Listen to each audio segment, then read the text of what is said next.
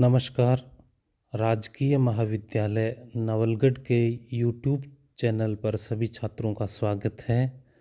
आज के इस ऑडियो वीडियो ई व्याख्यान में हम संस्कृत साहित्य स्नातक तृतीय वर्ष प्रथम प्रश्न पत्र के अंतर्गत चलने वाले अंश श्रीमद् भगवत गीता का अध्यापन करवा रहे हैं। श्रीमद् भगवत गीता महर्षि वेदव्यास विरचित महाभारत महाकाव्य का भाग है। गीता महाभारत के षष्ठ पर्व भीष्म पर्व से संकलित है, जिसमें कुल 18 अध्याय है। इन 18 अध्यायों में श्री कृष्ण द्वारा युद्ध भूमि में ही अर्जुन को धर्मोपदेश दिया जाता है, जो संस्कृत साहित्य में गीतोपदेश नाम से प्रख्यात है।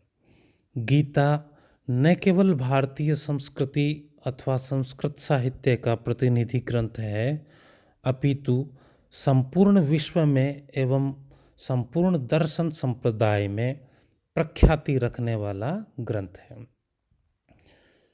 गीता के इन 18 अध्यायों में से हमारे पाठ्यक्रम में द्वितीय, तृतीय और चतुर्थ अध्याय चलते हैं, जिनमें हम द्वितीय अध्याय का अध्यापन करवा रहे थे। द्वितीय अध्याय के 40 श्लोक हमने गत ऑडियो वीडियो ई व्याख्यानों में पढ़ लिए थे। प्रसंग इस प्रकार है। युद्ध से विमुख अर्जुन है, वो श्री कृष्ण अपने सारथी को युद्ध करने से मना कर देते हैं। युद्ध न करने का वो तर्क ये देते हैं कि युद्ध में मेरे ही परिजन, मेरे ही चाचा इत्यादि मेरे समक्ष है, तो उन मेरे परिवारजनों से ही युद्ध करके उनको जीत करके मैं भला क्या प्राप्त करूँगा। तो ऐसी अवसाद की स्थिति में वो युद्ध करने से मना कर देते हैं और वो किंकर्तव्य विमूढ़ता, असमंजस की स्थिति में चले जाते हैं और अंत में वो श्री कृष्ण को कहते हैं कि हे कृष्ण, आप ही मुझे जो उचित हो वो मार्ग प्रशस्त कीजिए। इस समय मेरा मन है वो कायरता वाला हो गया है, कुछ निर्णय न लेने की स्थिति वाला हो गया है, किंग कर्तव्य विमूढ़ता की स्थिति में हूँ, मैं अवसाद की स्थिति में हूँ। ऐसी स्थिति में मेरे लिए क्या उचित है, हे कृष्ण वो मुझे प्रशस्त कीजिए। मैं आपका शिष्य हूँ और आप मुझे मार्ग दिखलाने वाले हो। उसके उपरांत कृष्ण युद्ध भूमि में ही अर्जुन को उपदेश देते हैं, बड़ा ही गंभीर उपदेश देते हैं। और वो प्रारंभ में द्वितीय अध्याय में आत्म तत्व का वर्णन करते हुए उसकी अविनाशिता, अजरता, अमरता, शाश्वतता, सनातनता इत्यादि का वर्णन करते हैं। वे कहते हैं कि आत्म तत्व को ना ही कोई मारने वाला है, मरण जन्म इत्यादि शरीर के धर्म है, न कि आत्म तत्व के।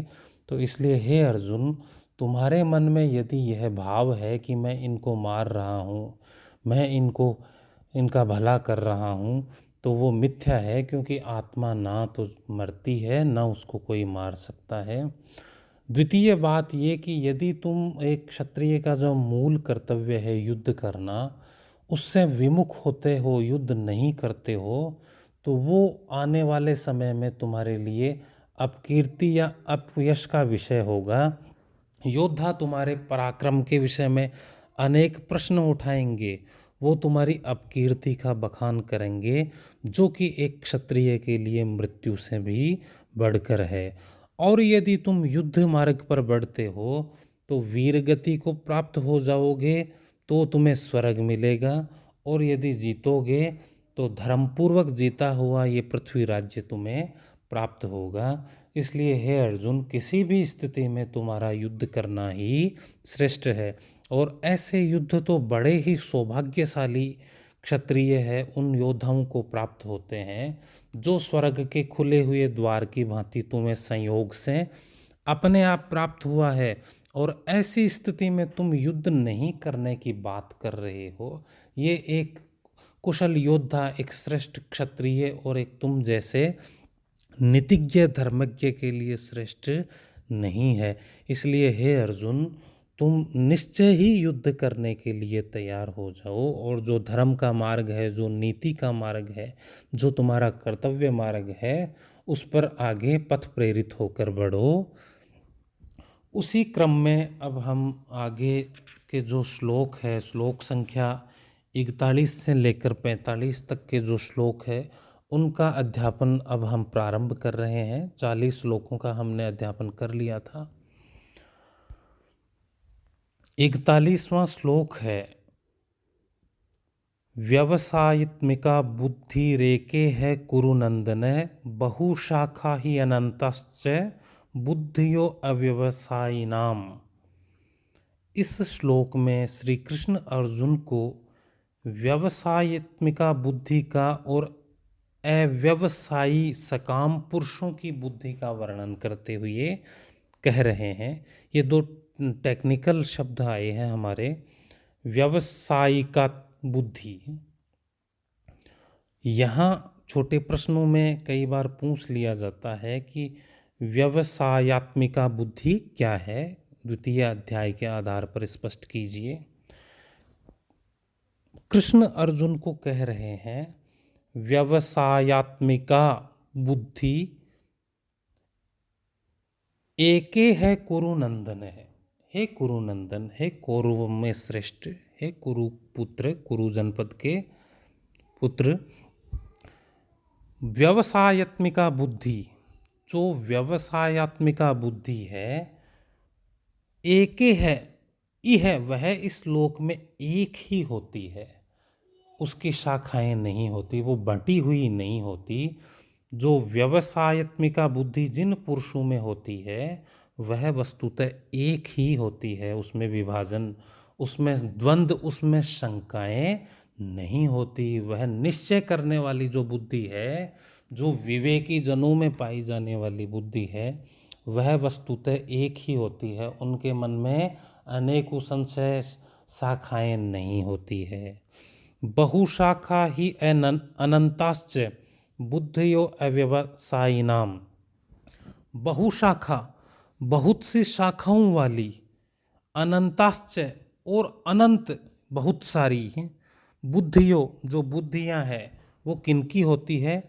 अव्यवसायिनाम, जो अव्यवसायी लोग होते हैं, उन लोगों की बुद्धियां तो बहुत सी शाखाओं वाली और अनंत प्रकार की होती है। अर्थात वो पल भर में ही क्या विचार कर लेते हैं और थोड़े ही क्षण बाद अपने ही विचार को झूठा सिद्ध कर देते हैं। यानी क्षण क्षण में उनके विचार बदलते हैं, एक निश्चय पर, एक विवेक पर उनके विचार नहीं रहते।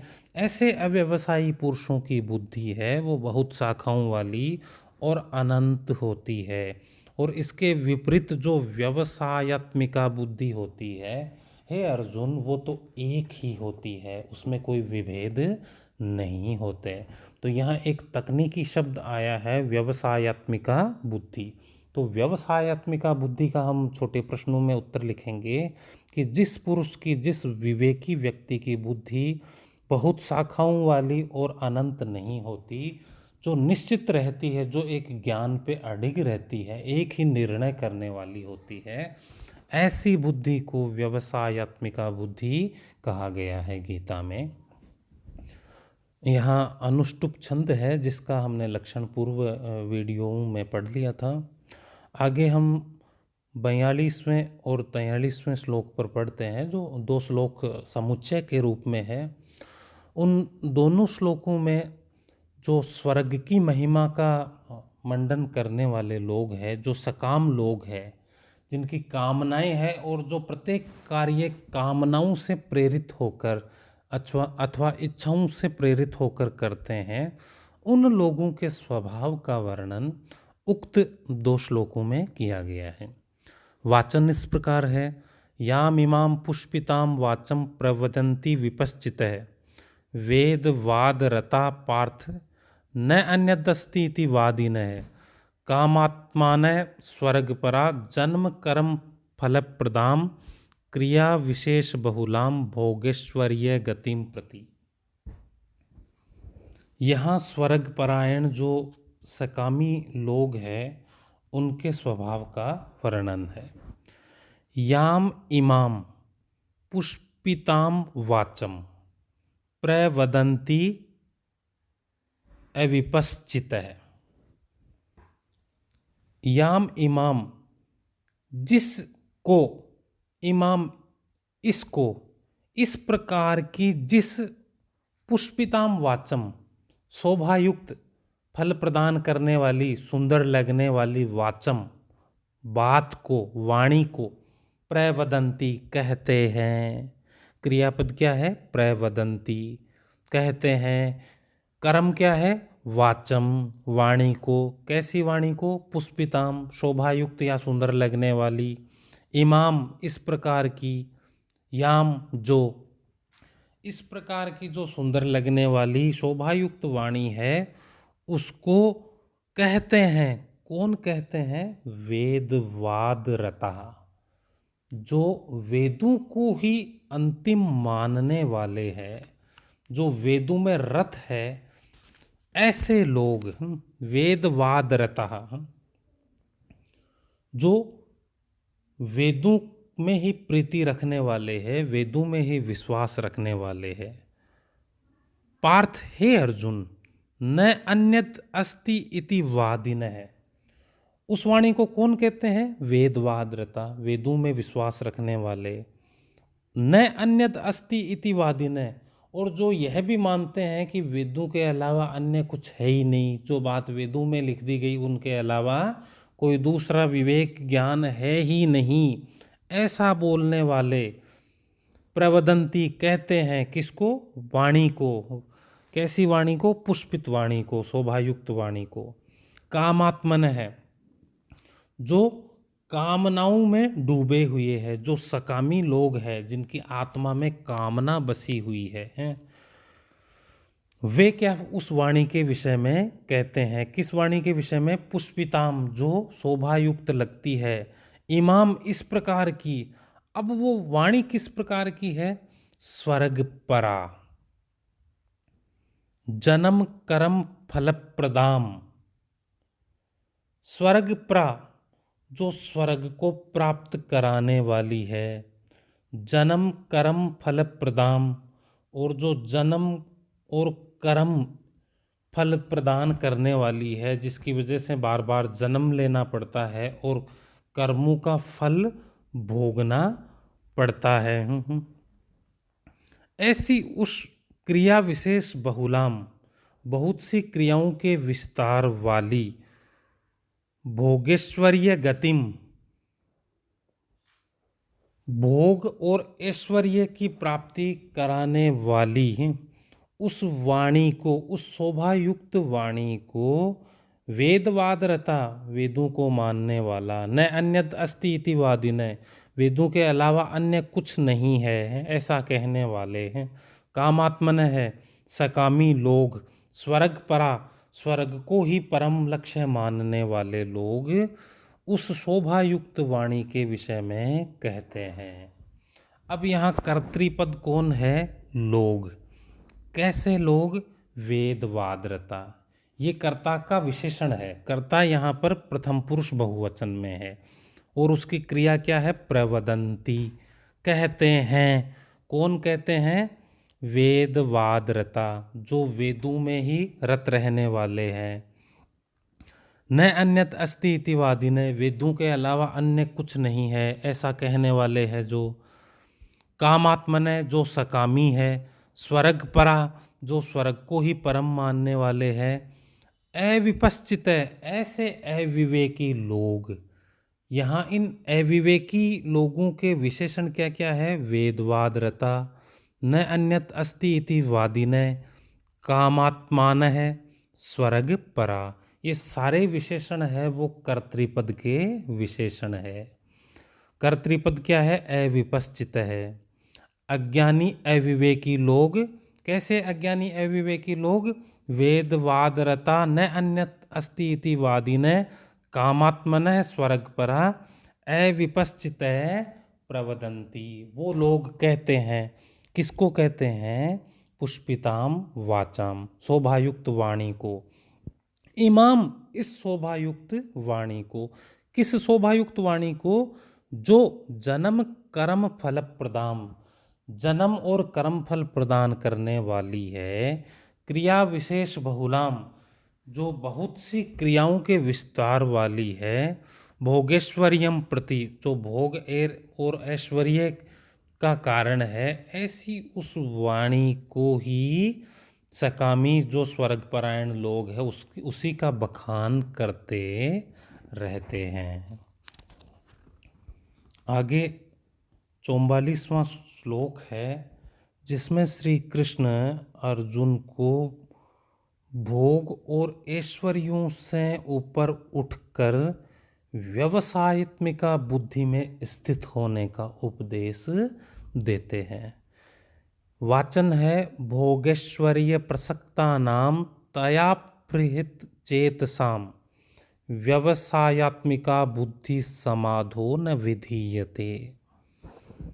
भोगेश्वर्य प्रसक्ता नाम, भोग ऐश्वर्य प्रसक्ता नाम, भोग और ऐश्वर्यों में जो प्रसक्त है, आसक्त है, जिनका मन भोग और ऐश्वर्यों में अटका हुआ है, ऐसे लोगों की, दूसरा शब्द क्या है, तया अपहृत चेत साम, तया उसके द्वारा, अपहृत चेत साम, जिनका चित्त है वो अपहृत कर लिया गया है, जिनके चित्त का अपहरण कर लिया गया है, जिसके द्वारा, किसके द्वारा, जो पहले अभी बुद्धि कही गई है ना, जो सकामी पुरुषों की स्वर्ग वाली बातें हैं, जो केवल कामनाओं से युक्त बातें हैं, उन बातों के द्वारा जिनका चित्त है वो हर लिया गया है, जिन जो भोग और ऐश्वर्य में आसक्त है,